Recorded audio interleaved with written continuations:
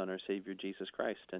And that's the testimony of this whole book. It points us, it gets us to Jesus, it shows us Jesus, and shows us the results of us being in Christ.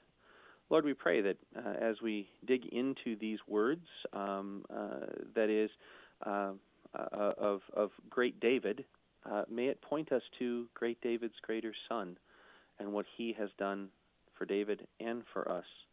Open these words, for we understand that your words are closed to us unless your Spirit opens them to us. So lead us in your way to have a discussion, to answer questions, to lead us not to a puffed-up knowledge and pointing to ourselves, but a humble, repentant revelation of Jesus, the one who came, the one who died, the one who rose, the one who ascended, the one who's coming again for us, for eternity. Lead us to this Jesus this day through these words, for his sake. Amen. Amen. Let's, we should turn to the text shortly here, but just briefly consider, kind of what's this psalm doing right here in this part of 2 Samuel? And I guess the two things that come to mind for me is that, first of all, we're approaching the end of the book. And we've seen before that in Old Testament narratives, it's not uncommon to have some kind of a song or a poem or like a poetic blessing or any number of these sorts of things right before the conclusion, right before the end. And you kind of see this again and again, right? Like you got that, I'm thinking about the blessing of Jacob over his 12 sons towards the end of Exodus. Right. You got the Song of Moses right towards the end of Deuteronomy. You've got, the song by the sea at the conclusion of the whole Passover and plague narrative, right? So, or even just, the stuff at the end of Revelation, right? So it's sort of, even though maybe for us we're sort of like, hang on, what's this song doing here? It kind of makes sense in that pattern of Hebrew storytelling. Right. Well, it's not only is it a pattern of Hebrew, not only is it a pattern of Hebrew storytelling.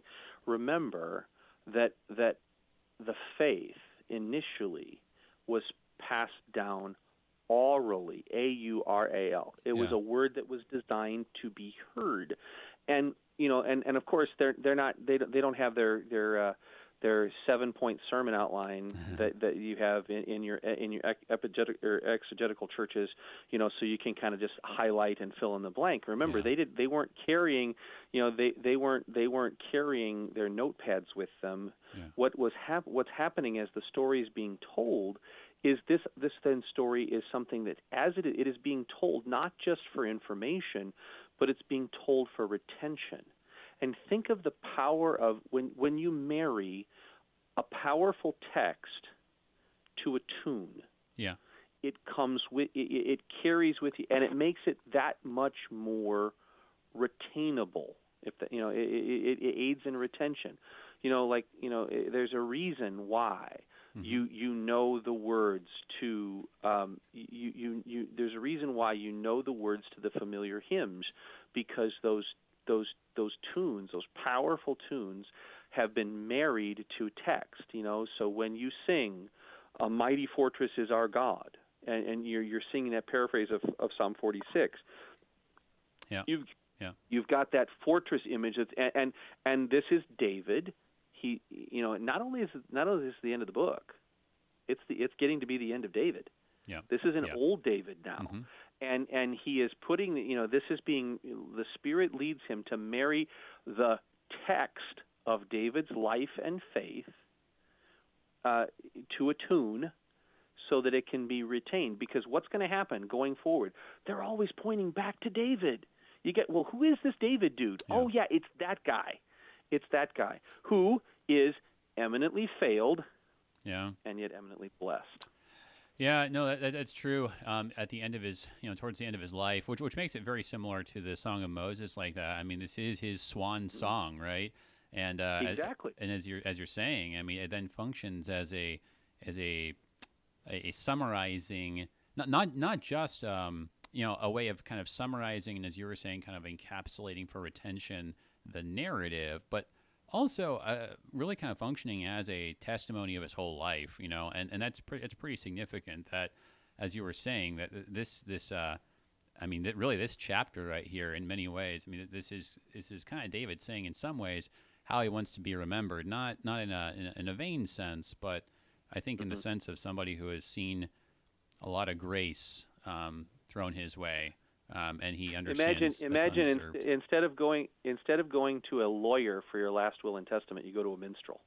Yeah, and that's really what he's done here. Yeah. In a very minstrel way, he's writing his last will and testament. That's right. Yeah. So I think that really kind of helps, kind of orient then our ears, as you were saying, as we do look at the chapter here with our eyes. I think briefly. Otherwise, we know that in the last chapter we had a fairly good depiction of David, kind of going on a little bit of a higher note. David's able to extend a lot of mercy and be very Christ-like, having mercy on Rizpah, on Mephibosheth, on the bones of his enemy Saul, right?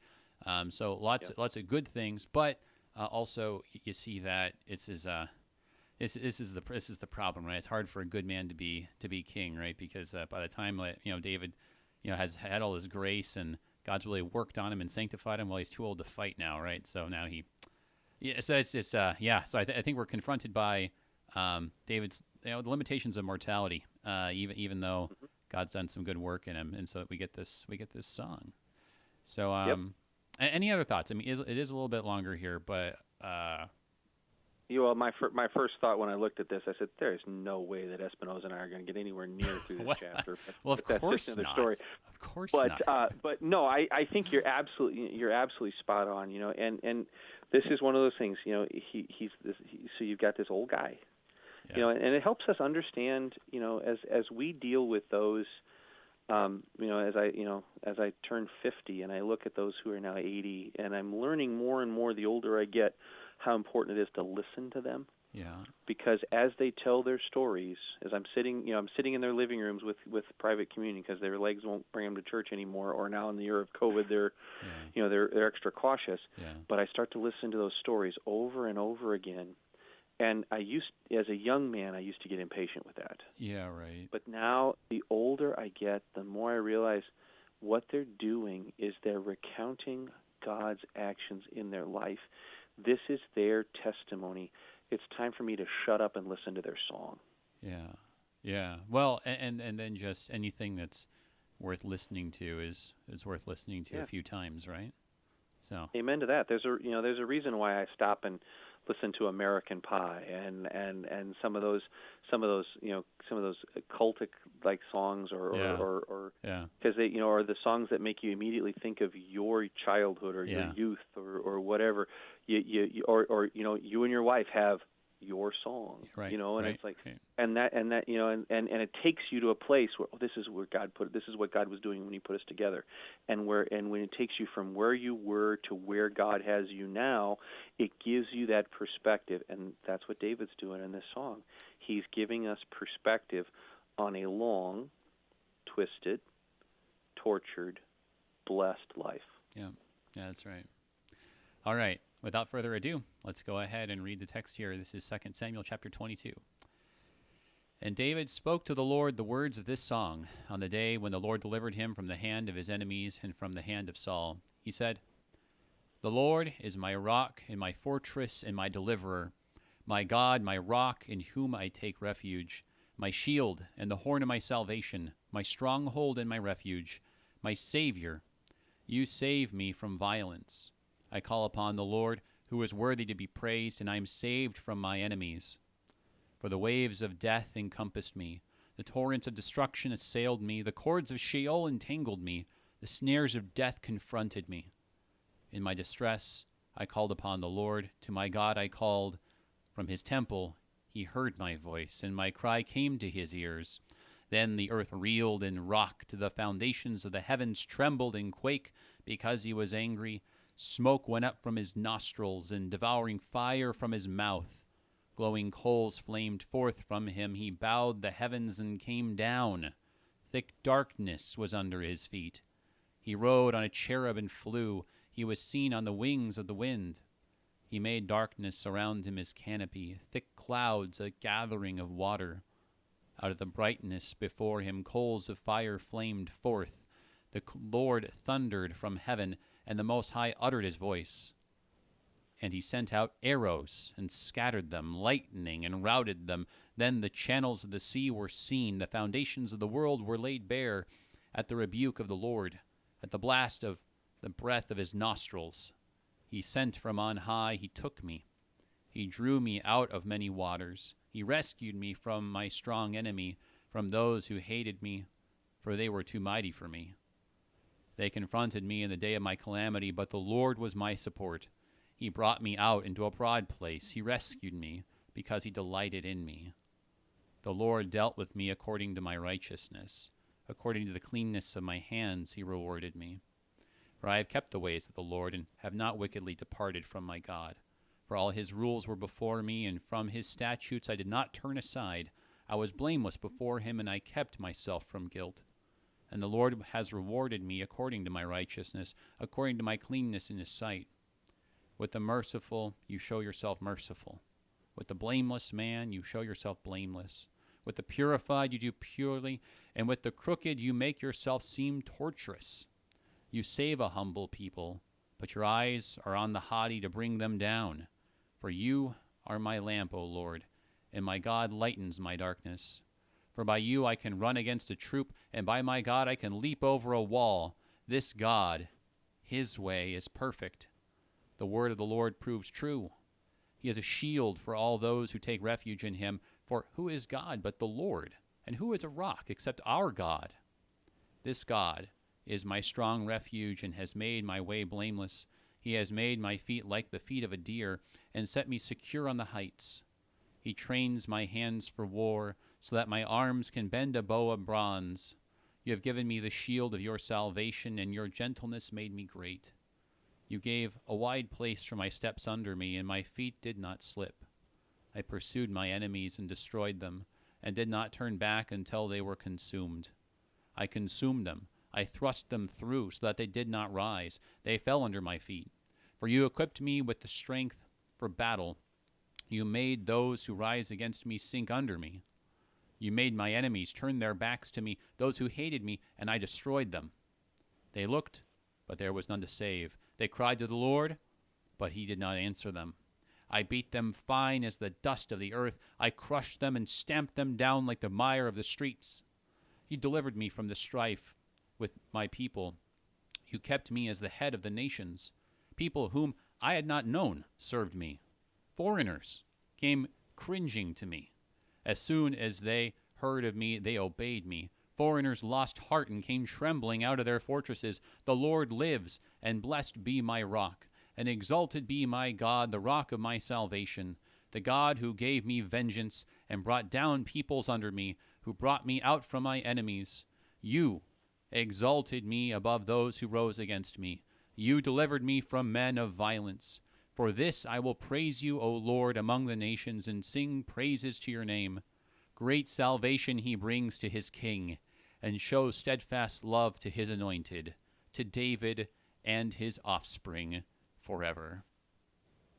I want to sing the Gloria Patri right now. I know. Again, it's a summary, and David is not the core of it. David is a participant in it. Yeah. He is a receiver of all of this, and that's what makes it such a powerful statement of faith. It's talking about God through the way God acted in David's life, but it's all talking about what Yahweh has done. It really is, and it's striking just how, just think about all the different terms of address that are used for God, right? He really is, there's just all this focus on God and his identity, and it's his identity, as you were saying, as it's revealed through David. Right.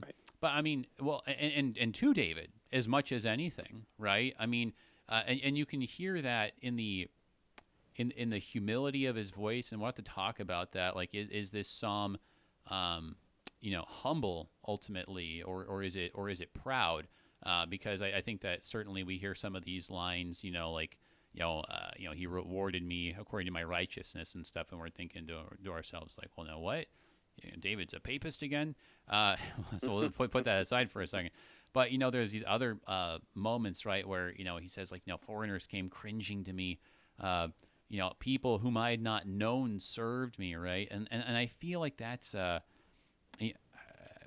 least the way it strikes me, it's not him being proud, but him really just when you kind of step back and kind of like you were saying, you're looking back at all the things in your life and you're just saying, wow, God did some amazing things for me that I had no business expecting or receiving. Mm-hmm. I mean, like, why would the king do that for me? Yeah. And again, and that is one of the most amazing things when it comes, when you watch God at work in your life, the biggest problem we have is when we lose our perspective, and that's what leads to idolatry. We don't pay attention to we look more to what we're doing than what God is doing. And David and think of this, David has those moments in his life. David has those moments in his life where he does lose sight. And what does he do? Yeah. Oh, the Bathsheba incident, mm-hmm. the Absalom incident, and these kind of things. And David is most honest with. That's what I love in this section here. He's wrapping it up, and just think about this. Okay, we're finishing up 2 Samuel. Remember how 1 Samuel starts. It starts with the song of Hannah. Yeah. Yeah. So you've got a song on one end, and this is the bookend psalm, and it was a song that confessed the faithfulness of God. This confesses the faithfulness of God, and it is this ongoing faithfulness that spurs us through. Yeah, and that's a good point. Because we've talked a few times now about how there is a very broad continuity.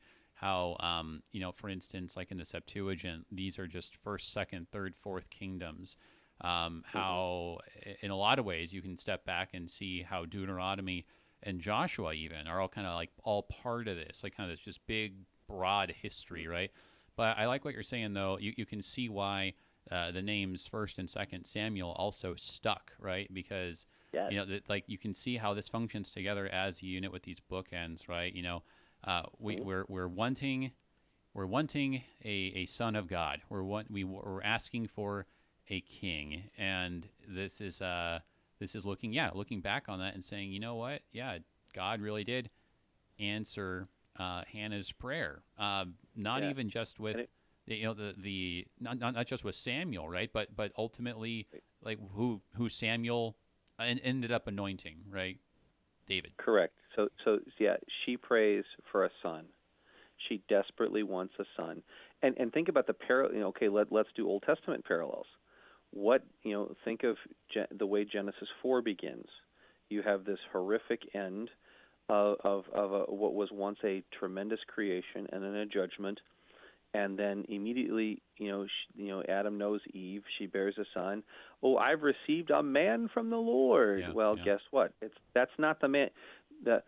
All of a sudden, Obi-Wan is saying, "This is not the man you were looking for. Move along." This is not the man you're looking for. Move along. And while it looks like Hannah's prayer was answered in the birth of the prophet, it's not. Hannah's real prayer is answered, and it's not even answered in David.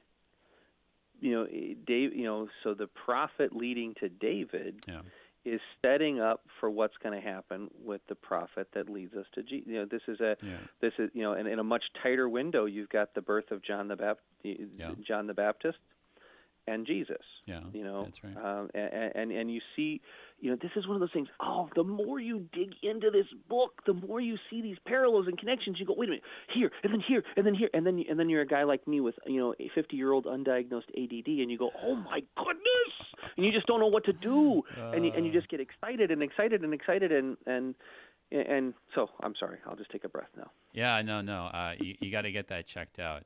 It's way too late. It's way too late. And too many years of untreated and too much caffeine. Oh no. Well, I suppose they just diagnosed stimulants in the end, right? But okay, that aside, let's look briefly at maybe just the first parallel here, and we'll just have to kind of throw this out here, and then turn to it when we get back from the break, because that's coming up in just a second here.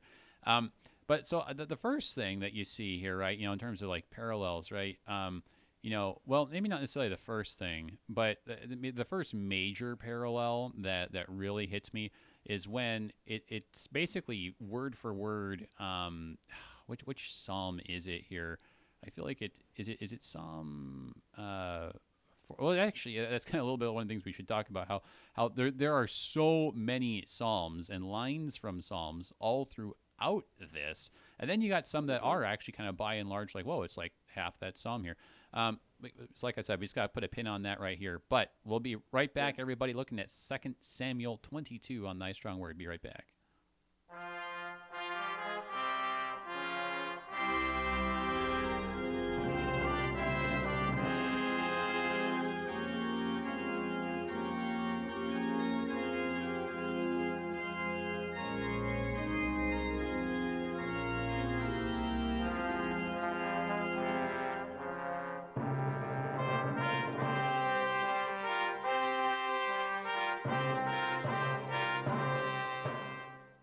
Even in these uncertain times, Missouri lawyers are here to help. If your income has been impacted by the current 90 seconds here, taking a look at some of these questions. We've got, let's see, in verse 42, his enemies cry to Yahweh for help, and it isn't answered. Is the enemies calling for Yahweh something that's common in the Psalms? What are we to make of that? That's a good question. The first thing I am thinking about is that many of his enemies were Yahwists, right? I mean, like he mentioned specifically at the beginning, being delivered from Saul, right? So I had to imagine that, Saul and Absalom were at least, I mean, they were calling on Yahweh to defeat David, but David answered, or David was the one who was answered, and not Saul, not Absalom, right? That's the first thing that comes to mind. Let's see. Why does David not call out his adversaries by name, as you see with Deborah and Moses? Well, I mean, there is that specific mention here in 2 Samuel of Saul, but you can see why he wouldn't necessarily want to name Absalom. I think you made that point actually earlier. I think he doesn't mention Absalom. I mean, like there is. I mean, he's praising God for that victory, but he doesn't relish in the death of his son at all. So I think that would probably be the big difference. I don't think Deborah or Moses defeated. Well, I mean, you could go to the DreamWorks movie, right? Like with Moses, right? Like how does Moses feel about Pharaoh, like his brother, right? But to the side. Welcome back, everybody, to Thy Strong Word. I'm Pastor A.J. Espinosa. We're looking at 2 Samuel chapter 22, chapter that is this big, summarizing, legacy-leaving psalm here. It's very appropriate here. We're just talking about that on many levels here, appreciating this in the wider context of 1 and 2 Samuel, the Old Testament, or even the whole Bible. Is a lot of this is going to get reprised with, of course, the New Testament and the Gospels. But yeah, lots of connections. No way we're going to talk about all of it. But if you have any particular questions, this is a great opportunity. If you give us a call, if you're listening live, 1-800-730-2727, or if you're in St. Louis, 314-821-0850. You can ask a question of me and Pastor Metter, Pastor Nathan Metter, pastor at St. John's Lutheran Church in Plymouth, Wisconsin. And if you have multiple questions, we'll at least try to answer one of them. No guarantees that we'll get to the second one. Too many things going on here, but very, very good things. We can also take a look at some questions or comments sent in over email, KFUO@kfuo.org. So let's see here. Let's take a look at these. There's many of them, but I guess the kind of overall question I'm getting from this here is, like what? How does this depict salvation? Right. Kind of the question's kind of multi-part here. It's kind of like, what's the distinction between deliverance and salvation? Is there like a sequence? Is there like a causal difference? How is this? This talk of salvation like as a reward, right? How does that make sense? So yeah, that's good. Talking about how David talks about salvation in this chapter. You can also ask any questions or make any observations here. Maybe you think of hey, it's like this psalm over here. You can go ahead and just check that out on the live stream, facebook.com/AJ Espinosa, where we got some questions, kind of comparing this to some of those other songs, right? Like the songs of Deborah and Moses, right? Asking about some of the differences. And I think those are actually some really helpful comparisons to make. But yeah, let's go ahead. We were just getting into some of those psalm connections here. Before we turn to those, I just want to thank our underwriters at the Lutheran Heritage Foundation, lhfmissions.org.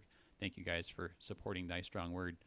So, there's just there's a lot of connections here, and there's just like a number of psalms that you just kind of have just popping out at you. Like there's the one like you train my hands for war. I think that's like Psalm like 143 or 144 or something like that. Then like the mention of like kind of the flaming brightness in the midst of the thick darkness. I think that there's actually even a couple different psalms that have that stuff. But yeah, I mean, just kind of overall, like, what do you make of how? I don't know. I mean, is it like the psalms kind of like took bits and pieces of this moment here, or that David is kind of like presenting a kind of like a grand kind of summary overture of the Psalms that he's already written here? I mean, what do you think like the relationship is there? I think clearly. I mean, clearly you've got a situation where this chapter, is, as you and I, our normal haunt is in the Psalms. Yeah. We go back to the David, of David. What does this mean? Yeah. Is this a psalm that David wrote, or is this a psalm that's about David? And I think what you see with so many of these references is this does give us an idea that when you see David in the Hebrew of David, that these come from his pen, and these come from the way God has moved his heart, has broken his heart, has re-strengthened his heart, and this is one of those things. I don't know about you. You're likely a far better teacher than I, but one of the things that we do, there's no sense in reinventing the wheel. When you got good material, you use it again. Yeah, right. You use that again, and repetition is the mother of learning. So for David to be reaching the end of his earthly journey, he's seen all this. He's going to go back to those words. It makes sense that he, being led by the Holy Spirit, is going to lead him back to that whole concept of this reprising. And I think the word is reprise. The high points of this, and again, it's talking about, again, we're hitting these points, and they're leading David through his life, but they're also alluding to that which is to come. And some of these early things, that like verses 3, 4, 5, 6, some of these things here, you're dealing with stuff that David experienced, but they're also things that Jesus experiences. Yeah. So we're seeing David as a type of Christ. Some of the experiences of David are going to be the things that Jesus endures. Rejection by his own family, suffering, and this type of stuff. And yet, so when David starts claiming righteousness, is this hubris? Well, no. Yeah. Is it righteousness that is, is he really talking about David, or is he talking about Jesus? Well, certainly that's a provocative question, right? The righteousness there. Well, and I think that kind of gets to the email questions too, about thinking about salvation, right? Because that is interesting too, because so much, right, of the psalm is talking about how God, has saved his bacon just more times than he can count, right? Which is interesting then to kind of put that then on the lips of Christ, because we see this kind of a lot too. I think we're kind of so used to this this kind of picture that we have of kind of like, I don't know, incognito God, right? Who's just kind of like, he's like, all right, y'all don't get this, but here, I'm going to pray. I mean, I don't need to pray because that'd be like praying to me, but I'm just going to like do this so that you can, kind of imitate me, right? Or sort of like, okay, you're asking this question. Well, let me play along and I'll ask you a question. I mean, I can read your mind because I'm God, right? We kind of have this sort of like, this picture of Jesus that's not particularly human, actually, and I think because of that, we kind of struggle then to see like how God could save him again and again. But I think that if you actually look at the Gospels, that they do in fact say that God saves him again and again, and that's kind of the big idea at the end, right? But go ahead. Well, it's the whole point. I mean, you think of the let's think of the times in Jesus' life. As you were talking about that, I immediately think I'm immediately taken to the synagogue of Nazareth. Yeah.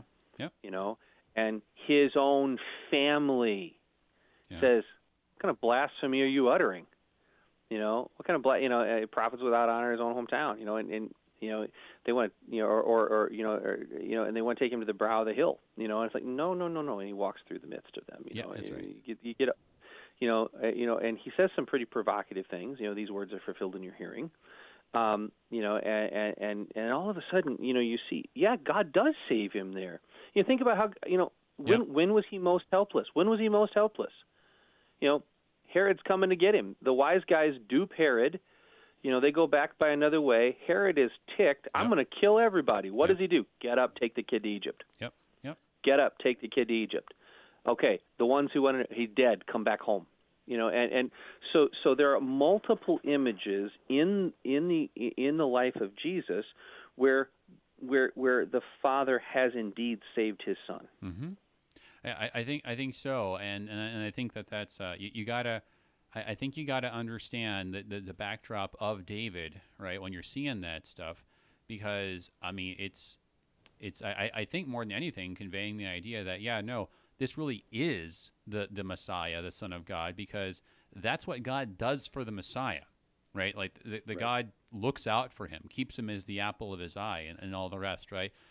Which then I think just tightens the tension so much when you just see him getting crucified, because you're just asking why. He never allowed that to happen to David. How can this possibly be? And I think it just really sets us up for Easter even bigger. But without just going into I could just launch into a whole sermon on that. I'm sure you could too. And that'd be very fun. I think that, us doing like a tag team sermon would just be loads of fun. We should try that sometime. But clear the schedule. We're going to be here a while. Yeah, I know, right?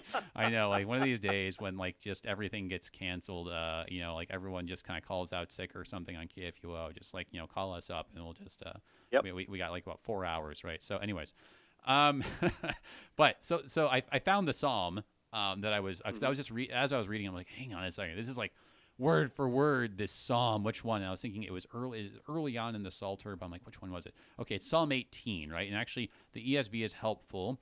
On verse 2, there's a little footnote there, and it says, this is amazing, right? For verses 1 through 51, see Psalm 18, 2-50. and I know, right? And every once in a while this happens, particularly with Psalms. And but basically what it's saying is, almost the whole thing is just Psalm 18. And then you have like a little bit of a different ending there at the end, and you've got like little like bits and pieces that are different. But I mean, it's amazing. Like, so we just heard this, right? But if you were to open up Psalm 18 and then you start reading this, I love you, O Lord, my strength. The Lord is my rock and my fortress, in whom I take refuge, my shield and the horn of my salvation, my stronghold. I call upon the Lord who is worthy to be praised. The cords of death encompassed me. And you start going, and it's like, hang on a second. It's the same thing. Well, and it very well practically is, and it's a very awesome psalm. I mean, I love like so much of the imagery, this stuff like especially the bit about riding on a cherub. I think it only occurs like here and in Psalm 18, right? So I mean, it's very unique for many reasons. What do you make of that though? That like this is, I mean, for all the differences and all the little pieces that are similar to many other places and many other psalms, what do you make of how this is? I mean, on the large scale, practically just Psalm 18. Yeah. Well, and again, you go to the fact that this is David confessing his faith. This is his, if you look at Psalm 18 as kind of like his magnum opus, his last will and testament. Well, he may have written that earlier, but here he is in the chronicle of the, so remember, the Psalm 18, that's the hymn that he stuck in the hymn book of the Old Testament. Yeah. This is where it plays out in the chronology of the Old Testament, and it's continuity. So think about this: that this is the marriage of the worship life of the people of Israel and the life of the people of Israel. The day, as their king is ready to be gathered to his fathers. Yeah. And so we're seeing this, and we're seeing David. David, he's the harpist. He's the musician that soothes the savage beast inside of his enemy Saul, when he didn't realize he was fully his enemy yet. Yeah. And yet, he's wrapping this up at the end. So you see how these things work together. The worship life of Israel and the life of Israel are intertwined inexorably. You can't Israel, just like we decry the fact that too many of our folks have a Sunday life and a Monday through Saturday life. And there needs to be some sort of if we're really to be faithful, there's a congruity between the two. This is what this psalm that he's rehearsing, and again there are some distinctions there. It's not exactly word for word, but it's pretty stinking close. Yeah. So maybe even it's David. Maybe it's even it's the author. It's the author at this point, recalling the song. As he's listening to David per se. Maybe he's David is paraphrasing it. And some of these words are a little different, but he's recounting the faithfulness that he'd confessed earlier. Well, and there is an absolute continuity. Well, I think there's a big continuity in his life, and I think that's right. That's really what you get then as the continuity, with the psalm, and it's very interesting. I mean, I really like some of the ideas you kind of put out there about like how the two might be related. Is he kind of paraphrasing it right here, right? Another thing, right, that you might go in the opposite direction and say, well, is he maybe here? This is extemporaneous, right? And this is like what he is, kind of as, I don't know, like the Spirit, falls upon him, right? As it did with Saul, right? And he prophesied, right? Is this like the ecstatic speech here? Okay, I'm not going to say ecstatic speech. That's got too many connotations, right? But is this that kind of speech, extemporaneous speech that he says now, and then later he's going to kind of reflect on that and say like, okay, well, I'm going to put this in Psalm 18, right? But kind of like I don't know what, clean this up, work the meter out a certain way so it fits this tune or something, right? But then he takes kind of like all these other parts, and he's like, oh, that could be a whole other psalm. And this over here, that could be like a whole other psalm, right? So I mean, there's a lot of ways you could see it, but I think the question that I want to get to is regarding just like the very beginning that it says here, David spoke to the Lord, which is interesting. It says spoke to the Lord, right? That I think kind of gets to that idea of maybe like something like an intervention of the Spirit or something like this. But the words of this song, on the day when the Lord delivered him from the hand of all his enemies, from the hand of Saul. Now, you had mentioned that, maybe is this something that he had originally sung earlier, right? Like when it was like the Saul conflict, that's kind of getting brought out now. But like it makes sense though, because it is like, as you were saying, kind of like a magnum opus, right? I really like that idea, kind of regardless. But or is it that in a certain way, it's not until just recently that God has finally really delivered him from the hand of Saul? What do you think? Ooh, and can I be real Lutheran here and say yes? We're going to have an either or, but again, with experience, knowledge plus experience equals wisdom. Yeah. And I think what you may again, we've got this old David drawing near to being gathered to his fathers. Yeah. And one of the things, when the body's no longer strong enough to do what you once did, you start recalling fondly, you start processing, and maybe what you have then, as he's reflecting on this, this time when it was really bad. Yeah. And his kingdom wasn't, if you look at the situations when he's running around, sneaking around in caves, that doesn't look very kingly. Yeah. Okay. It doesn't look like you're going to be it doesn't look like you're a candidate to be the strongest man on the planet. No. Okay. The most important ruler on the planet. Right. And now he's sitting back and he's saying, oh, right. This is what God was doing. Think about that in our own lives. We sit there.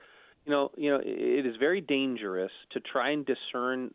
Dangerous to try and discern what God is doing in your life right now, because you can say, I can just, I can feel God acting. Well, guess what? You can't tell the difference whether it's God acting or it's last night's pepperoni pizza not sitting so good on your stomach. And so the only way to really know how God, the only way to know, to have a better idea how God has worked in your life is to, this is where I am. This is where I am now. Yeah. I'm going to look back at my life and I'm going to say, oh, that's why this got me to here, which got me to here, which got me to here. Oh, now it all makes sense. Yeah. And unfortunately, you need a lifetime of experience to do that. Well, and also David like has that. a few sermons along the way too, right? I mean, just thinking about the things that Nathan has said to him, right? Or or Gad, or or Abiathar, right? Or I mean. I love it when you went to my favorite prophet of all time. You are that man, right? So. Exactly. So I mean, So God has really been the one who's been able to. Who's given him the perspective, and so it is interesting that you can say like you were saying the big conflict with Saul. I mean that was a long time ago. He's like a young man just running around like you were saying in the caves. But it's interesting how when you look at, and this kind of gets to maybe some of the questions here, right? That when you look at some of these lines, it seems like he's talking about more than just the run, on the run in the Judean wilderness stuff. So, I mean, let's see if we can find a couple of these moments here, right? So, let me see here. Well, one of the ones, this is a Facebook question, verse 42, right? They looked, but there was none to save. They cried to the Lord, but he did not answer them, which is pretty provocative because it says they cried to the Lord. It says they cried to Yahweh. And so the question was, hang on a second, what's going on with this calling out to the Lord, like the enemies, right? And I think it gets back to how, think about, I think for him, kind of like the biggest enemies, right, existentially that he had to face, well, they were Saul and his son Absalom, right, who both would have called on the Lord. I mean, even Ishbaal or Ishbosheth, to a certain extent, right, would have done the same. So you would have had people who would have been calling on Yahweh to strike down David, but he didn't listen to them. Like we remember, Shimei, right? Who was cursing him, right? And he's like, maybe God really has cursed me, right? So I think that kind of looks back at all these moments, and so you could see that as after Saul or before Saul. But then some of the stuff here where just like in verse 44, like people whom I had not known served me. Foreigners came cringing to me, right? As soon as they heard of me, they obeyed me. You're thinking about, like the foreign kings that came, like was it like the king of like Tyre, who came and built him a palace, right? So I mean, like it's extending beyond just the confrontation with Saul's stuff. So, I mean, I like what you're saying, that like maybe it kind of focuses on the Saul stuff, but it goes on. Right. And he sees, I think, again, like happens in our lives when we're younger, some of our young experiences then become the lens by which we view the rest of our lives. Yeah. And maybe that struggle with Saul paradigm, the Saul David paradigm, then he sees that playing out in other aspects of his life, and he sees the outcome of that. So Hiram, the king of Tyre, becomes, okay, I have a choice. I can either become David's ally or David's victim. Yeah. I think I'll be his ally. Yeah. Here, you want some cypress and some you want some timber? We'll lash it all together and we'll send it down. Those kind of things. And what else do you want? What else do you want, Mr. King? What else can I get you, Mr. King? Mm-hmm. And that's exactly what begins to happen. So you see, and again, so just as the Saul thing resolves, he ends up, and notice that immediately it took a little bit from the time that Saul was killed in battle, or killed himself in battle, and then David unifies the kingdom. So there's still a little bit of, it's not immediately, Saul's dead, David's king. Yeah. And there was a time of unification that needed to happen. That's right. And we see all of this playing. We see all this playing out, and God does it over time. Well, and now David is looking back, and again, this is that wonderful Hebraic mentality, that which is ahead of us. Yeah. That their time reference. The past is ahead of them. Why? Because they see how God has worked. The future is actually behind them because they don't know what tomorrow holds. That's right. And he is looking back, and as he looks back on his life, he sees God's fingerprints all over it. And this is where we begin, and this is instructive for us. As we sit here, whether you're looking back on the 50 plus years of my life, this is how God, that's why God did that. And because when I was in the middle of it, I said, this stinks. I don't like this. Yeah. Now, but now I look back and I go, I in my own personal story, my parents were divorced in 1975, 1976. And I will tell you that's right now that's the worst day of my life. Yeah. But so much of what I cherish, my family. I was a non-practicing Catholic kid at the time. Yeah. Okay. But that really hard period of time set in motion the things that it gets me to a stepdad who introduces me to the Lutheran Church, who then in turn introduces me to a pastor who sends me to a Lutheran high school, who then he prays and / orders me into the ministry to Concordia, Wisconsin, where I meet my wife and I get my family, and which leads me to the seminary in St. Louis, which then leads me to North Wisconsin, and then back to Southern, and now where I'm at today. So many things I treasure I have, and I look back and I say, wow, there were some pretty cruddy things in my life that God used to put me in just the right place. Yeah. And that's what David is playing out in this psalm. Some of the worst things God was delivering me from, so He can set me up so I can sing His praises. Well, thank you for sharing that. And I think that we've kind of been talking about this theme, how important it is that we share what God has done in our lives, not as a way of drawing attention to ourselves, but because that's the lens through which we can see it clearly, right? Right.